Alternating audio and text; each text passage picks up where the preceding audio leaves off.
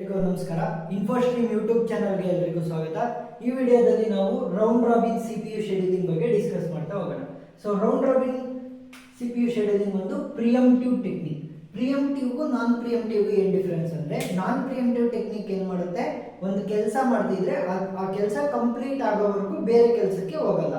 ಆದರೆ ಈ ಪ್ರಿಯಂಪ್ಟಿವ್ ಏನು ಮಾಡುತ್ತೆ, ಒಂದು ಕೆಲಸ ಮಾಡ್ತಿತ್ತು ಅಂದರೆ ಇನ್ನೊಂದು ಕೆಲಸಕ್ಕೆ ಅದು ಶಿಫ್ಟ್ ಆಗ್ತಾ ಹೋಗುತ್ತೆ. ಒಂದು ಕೆಲಸ ಒಂದು ಸ್ವಲ್ಪ ಹೊತ್ತು, ಇನ್ನೊಂದು ಕೆಲಸ ಇನ್ನೊಂದು ಸ್ವಲ್ಪ ಹೊತ್ತು, ಆ ಥರ ಮಾಡ್ತಾ ಹೋಗುತ್ತೆ. ಈ ರೌಂಡ್ ರಾಬಿನಲ್ಲಿ ಏನು ಮಾಡ್ತಾರೆ ಅಂದರೆ, ಟೈಮ್ ಕ್ವಾಂಟಮ್ ಅಂತ ಕೊಡ್ತಾರೆ, ಫಿಕ್ಸ್ ಮಾಡಿರ್ತಾರೆ. ಟೈಮ್ ಕ್ವಾಂಟಮ್ ಎಷ್ಟು 2. ಸೊ ಇದನ್ನೇ ಎಕ್ಸಾಂಪಲ್ 2 ನಿಮಿಷ ಅಂತ ನಾನು ಅನ್ಕೋಬೋದು. 2 ನಿಮಿಷ ಕೊಟ್ಟಿದ್ರೆ ಪ್ರೋಸೆಸ್ P1 ಬಂದರೆ ಅದು 2 ನಿಮಿಷ ಎಕ್ಸಿಕ್ಯೂಟ್ ಆಗಬೇಕು. ಪ್ರೋಸೆಸ್ P2 ಬಂದರೆ 2 ನಿಮಿಷ ಎಕ್ಸಿಕ್ಯೂಟ್ ಆಗಬೇಕು. ಆಮೇಲೆ ಏನು ಮಾಡ್ತಾರೆ, ಅದನ್ನು ಸೈಡಿಗೆ ಇಟ್ಟು ಮತ್ತೆ ಇನ್ನೊಂದು ಪ್ರೋಸೆಸ್ ತರ್ತಾರೆ P3, ಅದನ್ನು ಕೂಡ 2 ನಿಮಿಷ ಎಕ್ಸಿಕ್ಯೂಟ್ ಮಾಡೋದು, ಸೈಡಿಗೆ ಇಡೋದು P4, ಆ ಥರ ಮಾಡ್ತಾ ಹೋಗ್ಬೇಕು. ಫಸ್ಟಿಗೆ ಏನು ಕೊಟ್ಟಿದ್ದಾರೆ, ಪ್ರೋಸೆಸ್ಗಳನ್ನ ಕೊಟ್ಟಿದ್ದಾರೆ. ಎಷ್ಟು ಪ್ರೋಸೆಸ್ಸು? 4 ಪ್ರೋಸೆಸ್. ಈಗ ಗ್ಯಾಂಟ್ ಚಾರ್ಟಲ್ಲಿ ಏನು ಮಾಡಬೇಕು ಅಂತಂದರೆ, ನಾವು 2 ಕ್ಯೂಗಳನ್ನ ಬರ್ಕೋಬೇಕು. 2 ಕ್ಯೂ ಯಾವುದು? ಮೊದಲನೇದು ರೆಡಿ ಕ್ಯೂ. ನೆಕ್ಸ್ಟ್ ಎರಡನೇದು ಯಾವುದು? Running queue. ಈಗ ರೆಡಿ ಕ್ಯೂ, ರನ್ನಿಂಗ್ ಕ್ಯೂ ಯಾಕೆ ಅಂತಂದರೆ, ರೆಡಿ ಕ್ಯೂ ಅಲ್ಲಿ ಯಾವ ಎಲಿಮೆಂಟ್ಸು ಯಾವ ಪ್ರೋಸೆಸ್ ಆ ಟೈಮಲ್ಲಿ ರೆಡಿ ಇದೆ ಅದು ಬರುತ್ತೆ. ರನ್ನಿಂಗ್ ಟೈಮಲ್ಲಿ ಯಾವ ರನ್ ಆಗ್ತಾ ಇದೆ ಅದನ್ನ ಇಡಬೇಕಾಗುತ್ತೆ. ಯಾಕಂದರೆ 2 ನಿಮಿಷ ಆದಮೇಲೆ ಮತ್ತೆ ಅದು ರೆಡಿ ಕ್ಯೂಗೆ ಹೋಗಬೇಕು. ಸೊ ಈಗ ಫಸ್ಟ್ ಯಾವುದು ಪ್ರೋಸೆಸ್ ಶುರು ಆಗುತ್ತೆ, ಪ್ರತಿಯೊಂದು ಪ್ರೋಸೆಸ್ ಕೂಡ 0 ನಿಮಿಷದಿಂದನೇ ಶುರು ಆಗಬೇಕು. ಸೊ 0 ನಿಮಿಷಕ್ಕೆ ಯಾವ್ದು ರೆಡಿ ಇದೆ ನನ್ನ process? Process P1 arrival time ಎಷ್ಟು? 0. ಸೊ ಪ್ರೋಸೆಸ್ P1 ನನಗೆ 0 ನಿಮಿಷದಲ್ಲಿ ಅರೈವಲ್ ಇದೆ. ನೆಕ್ಸ್ಟ್ ಇನ್ನು ಯಾವುದಾದ್ರೂ ಪ್ರೋಸೆಸ್ 0 ನಿಮಿಷದಲ್ಲಿ ಇದೆಯಾ? ಇಲ್ಲ. ಸೊ ರೆಡಿ ಕ್ಯೂ ಅಲ್ಲಿ ಇರೋದನ್ನ ಏನು ಮಾಡ್ತೀನಿ, ರೆಡಿ ಕ್ಯೂ ಇಂದ ತೆಗೆದುಬಿಟ್ಟು ರನ್ನಿಂಗ್ ಕ್ಯೂಗೆ ಪ್ಲೇಸ್ ಮಾಡ್ತೀನಿ. ಸೊ ಇದನ್ನ ಎಷ್ಟು ನಿಮಿಷ ನಡೆಸಬೇಕು ನಾನು? 2 ನಿಮಿಷ ಮಾತ್ರ ನಡೆಸಬೇಕು. ಸೊ 0 ಇಂದ 2 ನಿಮಿಷದವರೆಗೂ ಪ್ರೋಸೆಸ್ P1 ಆಗುತ್ತೆ. ಸೊ ಆದರೆ ಈ ಪ್ರೋಸೆಸ್ ಕಂಪ್ಲೀಟ್ ಆಗೋದಕ್ಕೆ ಎಷ್ಟು ನಿಮಿಷ ಬೇಕು? 5 ನಿಮಿಷ ಬೇಕು. 5 ನಿಮಿಷದಲ್ಲಿ 2 ನಿಮಿಷದ ಕೆಲಸ ಆಗಿದೆ. ಇನ್ನು ಉಳಿದಿರೋದು ಎಷ್ಟು ನಿಮಿಷದ್ದು? 3 ನಿಮಿಷದ ಕೆಲಸ ಹಾಗೆ ಉಳಿದಿದೆ. ಈಗ 0 ಇಂದ 2 ನಿಮಿಷದವರೆಗೂ ಬಂತು. ಸೊ 2ನೇ ನಿಮಿಷದೊಳಗಡೆ ಯಾವ ಪ್ರೋಸೆಸ್ ಬಂದಿದೆ? ಪ್ರೋಸೆಸ್ P1 ನಾವು ಈಗ ತಾನೇ ಎಕ್ಸಿಕ್ಯೂಟ್ ಮಾಡಿದ್ವಿ. ನೆಕ್ಸ್ಟ್ ಇನ್ಯಾವ ಪ್ರೋಸೆಸ್ ಬಂದಿದೆ? ಪ್ರೋಸೆಸ್ P2 1ನೇ ನಿಮಿಷದಲ್ಲಿ ಬಂದಿದೆ. ಪ್ರೋಸೆಸ್ P3 2ನೇ ನಿಮಿಷದಲ್ಲಿ ಬಂದಿದೆ. ಸೊ 2 ಅಥವಾ 2ನೇ ನಿಮಿಷಕ್ಕಿಂತ ಕಡಿಮೆ ಟೈಮಲ್ಲಿ ಯಾವ್ದು ಬಂದಿದೆ ಅದನ್ನು ನೋಡಬೇಕು. ಸೊ ಈಗ ರೆಡಿ ಕ್ಯೂಗೆ ಪ್ಲೇಸ್ ಮಾಡಬೇಕು. ಫಸ್ಟ್ ಯಾವುದನ್ನು ಪ್ಲೇಸ್ ಮಾಡಬೇಕು? ಯಾವುದಕ್ಕೆ ಅರೈವಲ್ ಟೈಮ್ ಕಡಿಮೆ ಇದೆ. ಸೊ ಫಸ್ಟ್ ಯಾವ್ದು ಬಂದಿದ್ದು? P2 ಫಸ್ಟ್ ಬಂತು. P2 ಆದಮೇಲೆ P3 ಬಂತು.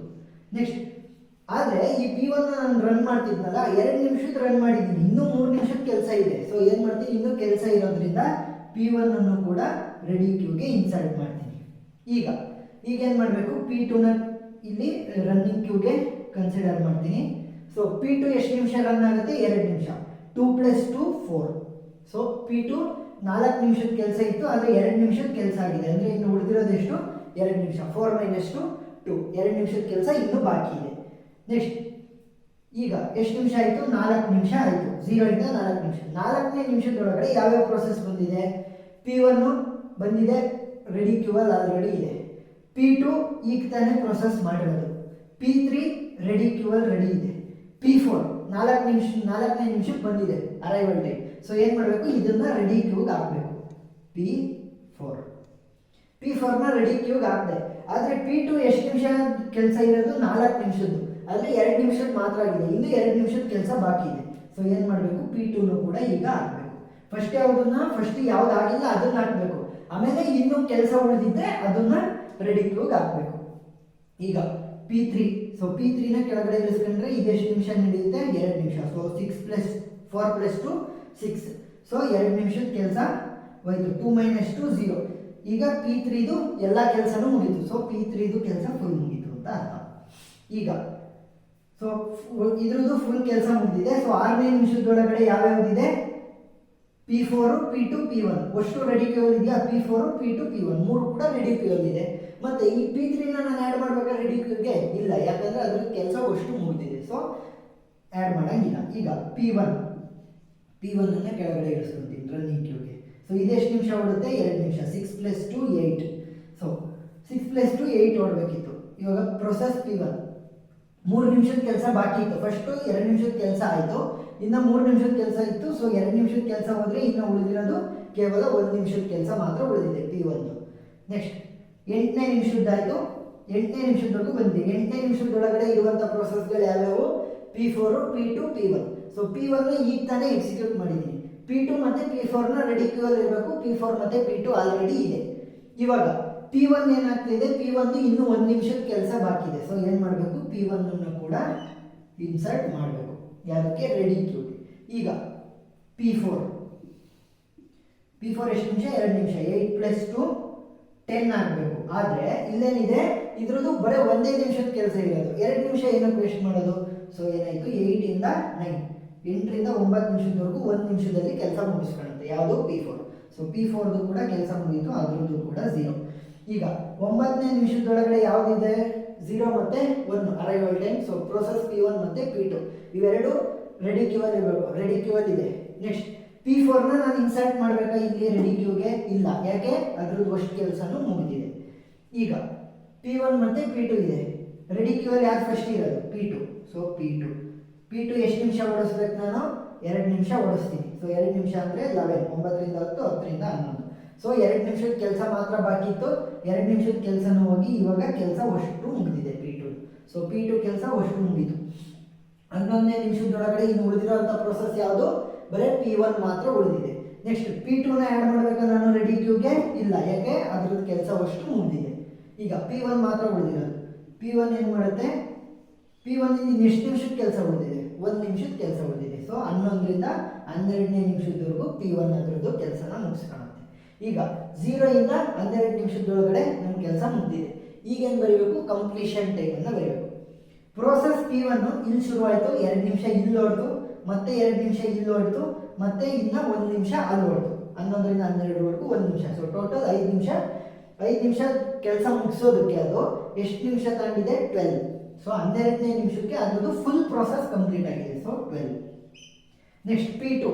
ಸೊ P2 2 ನಿಮಿಷ ಇಲ್ಲಿ ಕೆಲಸ ತಗೊಂತು, ನೆಕ್ಸ್ಟ್ 2 ನಿಮಿಷ ಇಲ್ಲಿ ಕೆಲಸ ತಗೊಂತು. ಸೊ ಟೋಟಲ್ ಏನಾಯಿತು? 11ನೇ ನಿಮಿಷಕ್ಕೆ ಅದ್ರದ್ದು ಫುಲ್ ಪ್ರೋಸೆಸ್ ಮುಗಿದಿದೆ. ಸೊ 11. ನೆಕ್ಸ್ಟ್ ಯಾವುದು? P3 ಇಲ್ಲಿ 2 ನಿಮಿಷ ತಗೊಂತು. ನೆಕ್ಸ್ಟ್ ಮತ್ತೆ ಸೊ ಅದರದ್ದು 2 ನಿಮಿಷದ ಕೆಲಸ ಇದ್ದಿದ್ದು 2 ನಿಮಿಷ ಮಾತ್ರ ತಗೊಂತು. ಎಲ್ಲಿ? 4ನೇ ನಿಮಿಷದಿಂದ 6ನೇ ನಿಮಿಷದವರೆಗೂ ಕಂಪ್ಲೀಟ್ ಆಯ್ತು. ಯಾವಾಗ? 6ನೇ ನಿಮಿಷಕ್ಕೆ. So 6. Next P4. So P4 8ನೇ ನಿಮಿಷಕ್ಕೆ ಶುರುವಾಗಿ 9ನೇ ನಿಮಿಷಕ್ಕೆ ಮುಗಿದಿದೆ. ಯಾಕಂದರೆ ಅದರದ್ದು 1 ನಿಮಿಷದ ಕೆಲಸ ಇದ್ದಿತ್ತು. ಸೊ 8 ಇಂದ 9 ಅಂದರೆ 9ನೇ ನಿಮಿಷಕ್ಕೆ ಅದರದ್ದು ಕೆಲಸ ಮುಗಿದಿದೆ. ಈಗ turn around time. Turn around time ಅಂದ್ರೇನು? ಟರ್ನ್ ಅರೌಂಡ್ ಟೈಮ್ ಫಾರ್ಮುಲಾ ಇಷ್ಟೇ simple. Completion time minus arrival time. Completion time minus arrival time. So ಒಂದು ಪ್ರೋಸೆಸ್ ಕಂಪ್ಲೀಟ್ ಆಗೋದಕ್ಕೆ ಎಷ್ಟು ಟೈಮ್ ತಗೊಂತು ಅದು ಯಾವಾಗ ಬಂದಿತ್ತು ಅಷ್ಟೇ. ಸೊ 12 ಮೈನಸ್ 0 ಏನು? 12. 11 minus 1 10. 6 minus 2 4. 9 minus 4 5. Next waiting time. WT ಅಂದರೆ ವೇಟಿಂಗ್ ಟೈಮ್. ಸೊ ಇದಕ್ಕೆ ಫಾರ್ಮುಲಾ ಏನು? Turn around time minus burst time. Turn around ಟೈಮ್ಗೆ ಏನು formula? Completion time minus arrival time ಅಲ್ವಾ? ಅದೇ ರೀತಿ ವೇಟಿಂಗ್ ಟೈಮ್ಗೆ turn around time minus burst time. So turn around time minus burst time. So turn around time ಏನು? 12. Burst time ಏನು? 1. So sorry 5. First initial ಎಷ್ಟಿತ್ತು ಅಷ್ಟು. ಸೊ 12 ಮೈನಸ್ 5 ಏನು? 7. 10 minus 4 6.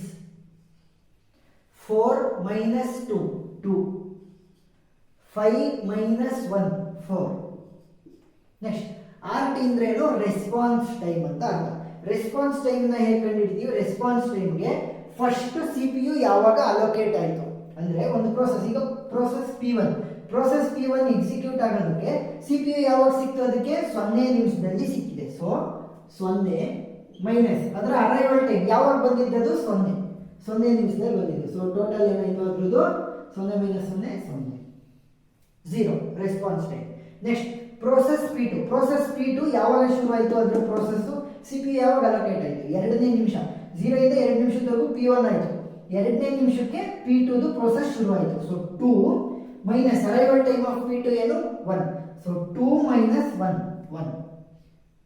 Next P3. So P3ಗೆ ಯಾವಾಗ CPU ಅಲೋಕೇಟ್ ಆಗಿರೋದು? 4ನೇ ನಿಮಿಷಕ್ಕೆ. 4ನೇ ನಿಮಿಷದಿಂದ P3ದು ಶುರುವಾಗಿದೆ. So 4 minus 2 2. Next P4. So P4 ಯಾವಾಗ ಶುರುವಾಗಿದೆ? 8ನೇ ನಿಮಿಷಕ್ಕೆ P4 ಶುರುವಾಗಿದೆ.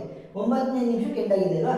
ಶುರುವಾಗಿರೋದು ಯಾವಾಗ? P4 8ನೇ ನಿಮಿಷಕ್ಕೆ. So 8 8 minus arrival time 4. 8 minus 4 4. So ಇದರಲ್ಲಿ ಇಷ್ಟು ಕ್ವಶನ್ ಕೇಳ್ಬೋದು. ಅವ್ರು ಇನ್ನೂ ಏನು ಕ್ವಶನ್ ಕೇಳ್ಬೋದು? Average waiting time, average waiting ಟೈಮ್ನ ಹೇಳ್ರಿ ಅಂತ ಅನ್ಬೋದು. ಸೊ ಆವ್ರೇಜ್ ವೇಟಿಂಗ್ ಟೈಮ್ ಅಂದ್ರೇನು? ಇದು ಅಷ್ಟನ್ನು ಆ್ಯಡ್ ಮಾಡಿ. 6 + 4 10, 10 + 2 12, 12 + 7 19. ಸೊ 19 ಡಿವೈಡೆಡ್ ಬೈ ಟೋಟಲ್ ಎಷ್ಟು process? 4 process. Average waiting time ಆಯಿತು. ಅದೇ ಆವ್ರೇಜ್ ಟರ್ನ್ ಅರೌಂಡ್ ಟೈಮ್ ಅಂದರೆ average turnaround time is equal to 12 plus 10 22, 22 plus 4 26, 26 plus 5 31. So 31 divided by ಎಷ್ಟು process? 4 process. So divided by 4. ಇದರಲ್ಲಿ ಇದನ್ನು ಬಿಟ್ಟರೆ ಇನ್ನೇನು ಕೂಡ ಕ್ವಶನನ್ನು ಅವರು ಕೇಳೋದಕ್ಕೆ ಆಗಲ್ಲ. So round robin CPU scheduling ಅರ್ಥ ಆಗಿದೆ ಅಂತ ಅನ್ಕೊತೀನಿ. ಏನಾದರೂ ಡೌಟ್ ಇದ್ದರೆ ಕಮೆಂಟ್ ಸೆಕ್ಷನಲ್ಲಿ ತಿಳಿಸಿ. Thank you.